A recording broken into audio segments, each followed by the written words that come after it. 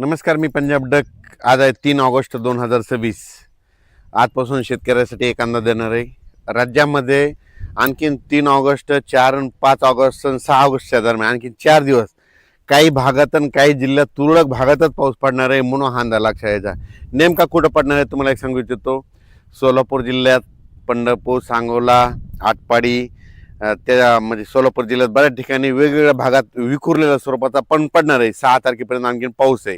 त्याच्यानंतर धाराशिव जिल्ह्यात देखील विखुरलेल्या स्वरूपाचा पडणार आहे. भाग बदलत पडणार आहे. सर्वदूर काय पडणार नाही.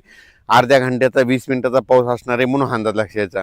लातूर जिल्हा, त्याच्यानंतर बीड जिल्हा, त्याच्यानंतर अहिल्यानगर, त्याच्यानंतर जालना जिल्हा, संभाजीनगर, परभणी जिल्हा, बुलढाणा जिल्हा, अकोला जिल्हा, अमरावती जिल्हा, हिंगोली जिल्हा, नांदेड जिल्हा, लातूर, परभणी, त्याच्यानंतर यवतमाळ, त्याच्यानंतर इकडं पुसद हे असा पट्टा करीत अमरावती, नागपूर, वर्धा, भंडारा, गोंदिया, चंद्रपूर ह्या पट्ट्यामध्ये काय होणार आणखीन 6 तारखेपर्यंत असाच म्हणजे दुपारपर्यंत ऊन पडेल आणि सरी येतील. अर्ध्या तासाचा 20 मिनिटाचा पाऊस पडणार आहे म्हणून हे अंदाज लक्षात यायचा.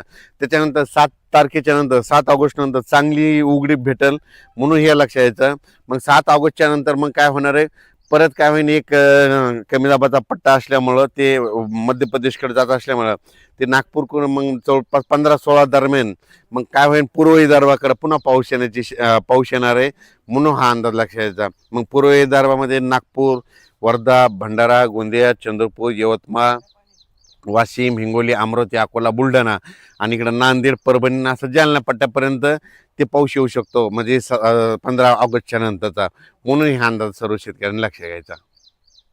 आता कोकणपट्टीचा म्हणजे कोल्हापूर, सांगली, सातारा, पुणे हे जे पालघरपर्यंत तिकडं मग घाटमाथ्यावर काय होईल 6 तारखेपर्यंत आणखीन त्या सरी मग चालूच राहतील म्हणून हे अंदाज लक्षात द्यायचा. पुण्यात देखील काय होईल, थोड्या सरीच येतील आणि 6 तारखेच्या नंतर पुण्याचा देखील पाऊस बंद होणार आहे 7 तारखेपासून म्हणून पुणेकरांनी अंदाज लक्षात द्यायचा. मुंबईकडं देखील काय होईल 7 तारखेच्या नंतर 7 ऑगस्टच्या नंतर पुन्हा तिकडला देखील पाऊस कमी होणार आहे म्हणून अंदाज लक्षात द्यायचा. नाशिककडला देखील पाऊस 7 ऑगस्ट नंतर कमी होणार आहे म्हणून अंदाज लक्षात द्यायचा. म्हणजे सांगायचं झालं तर जळगाव, धुळे, नंदुरबार, नाशिक आणि हे कोकणपट्टी, इगतपुरी, घाटमाथा इकडं काय होईल सध्या तरी 6 तारखेपर्यंत असाच विखुरलेल्या स्वरूपाचा 10 मिनिटाचा 20 मिनिटाचा अशा सरी येतील म्हणून हा अंदाज जळगाव जिल्ह्यातल्या शेतकऱ्यांनी घ्यायचा म्हणून हे लक्षात यायचं.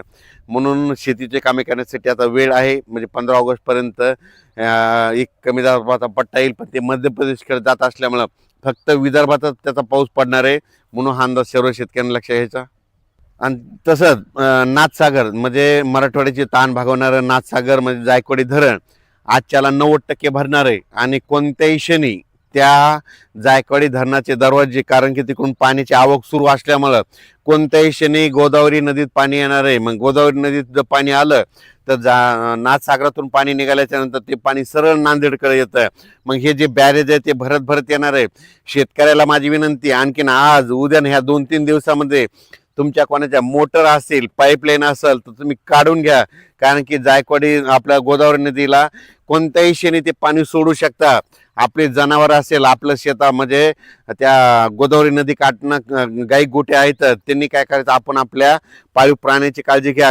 2-4 दिवस आता नदीमध्ये तुमचे जनावरे बांधू नका, चरायला सोडू नका, कारण की कोणत्याही क्षणी आजच्याला 90% होणार आहे. 90% झाल्याच्या नंतर उद्या 93-94% होईल आणि 100% भरण्याचा मार्गावर 100% होणारच आहे. 100% व्हायच्या अगोदरच त्यांना सोडण्याची तयारी ठेवावी लागते म्हणून त्यांनी देखील आदेश दिले. आणि माझी देखील विनंती आहे की नांदेडपर्यंत जिथपर्यंत गोदावरी नदी आहे तिथपर्यंत त्या शेतकऱ्यांनी अंदाज लक्षात घ्यायचा.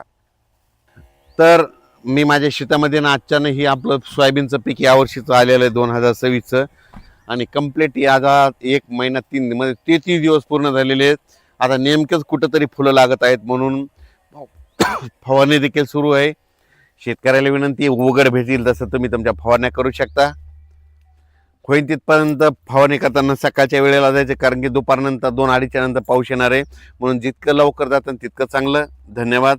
आणि जायकवाडी धरणातल्या शेतकऱ्याला सांगू इच्छितो, गोदावरी नदीच्या तुमच्या मोटर पाईप लाईन असेल तर आज उद्या परवा काढून घ्या, कारण की पाणी 100% सुटणार आहे आणि तुमच्या नाही काढ्या तर मोटरी वाहून जातील.